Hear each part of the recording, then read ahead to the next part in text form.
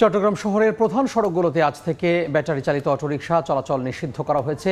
বিষয়টি নিশ্চিতে বিভিন্ন সড়কে অভিযান চালাচ্ছে প্রশাসন।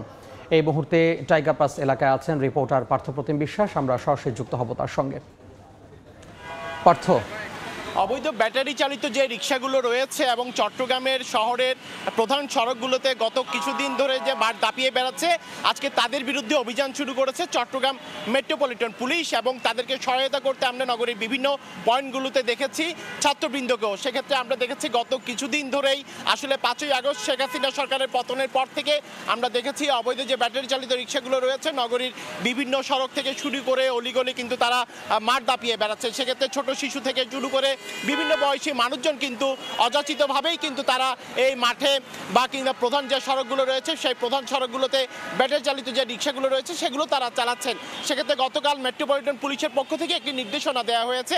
সেক্ষেত্রে বলা হয়েছে অলিগলি ছাড়া কিন্তু প্রধান সড়কগুলোতে আর ব্যাটারি চালিত যে রিক্সাগুলো রয়েছে তারা চালাতে পারবে না। এবং সেক্ষেত্রে আজকে সকাল থেকে কিন্তু আমরা দেখেছি নগরীর যে বিভিন্ন গুরুত্বপূর্ণ পয়েন্টগুলো রয়েছে, বিশেষ করে জিএসির মোড়, টাইগার পাস, প্রবর্তক, আগ্রাবাদ সহ বিভিন্ন জায়গায় কিন্তু ট্রাফিক পুলিশের পক্ষ থেকে ব্যাটারি চালিত রিক্সা না চালানোর জন্য আসলে প্রধান সড়কগুলোতে অনুরোধ করা হয়েছে। এবং আমরা গত কিছুদিন ধরে দেখেছি আসলে অনিয়ন্ত্রিতভাবে এই রিক্সা চালানোর কারণে বিভিন্ন দুর্ঘটনা ঘটেছে, অনেক জায়গায় প্রাণহানির মতো ঘটনাও কিন্তু ঘটেছে।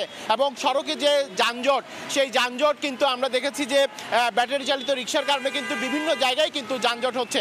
তো সেক্ষেত্রে মেট্রোপলিটন পুলিশের পক্ষ থেকে আজকে থেকে বলা হয়েছে যাতে তারা কোনোভাবেই আর ব্যাটারি চালিত রিক্সা যাতে প্রধান সড়কগুলোতে চলতে না পারে, সেজন্য আমরা দেখেছি পুলিশের পক্ষ থেকে কিন্তু ব্যবস্থা গ্রহণ করা হয়েছে। তাদের সাথে যে ছাত্রবৃন্দ রয়েছে তারাও কিন্তু আমরা দেখেছি একসাথে পুলিশ বাহিনী, ট্রাফিক পুলিশের সদস্য যারা রয়েছেন তাদেরকেও কিন্তু সহায়তা করছেন। এবং চট্টগ্রামের কথা যদি বলি, আসলে অনিয়ন্ত্রিতভাবে এই ব্যাটারি চালিত রিক্সা চালানোর কারণে নগরীর যে গুরুত্বপূর্ণ পয়েন্টগুলো রয়েছে টাইগার পাস, আগ্রাবাদ কিংবা অন্যান্য যে জায়গাগুলো রয়েছে সব জায়গায় কিন্তু প্রচণ্ড নগর জুড়ে কিন্তু যানজটের সৃষ্টি হচ্ছে।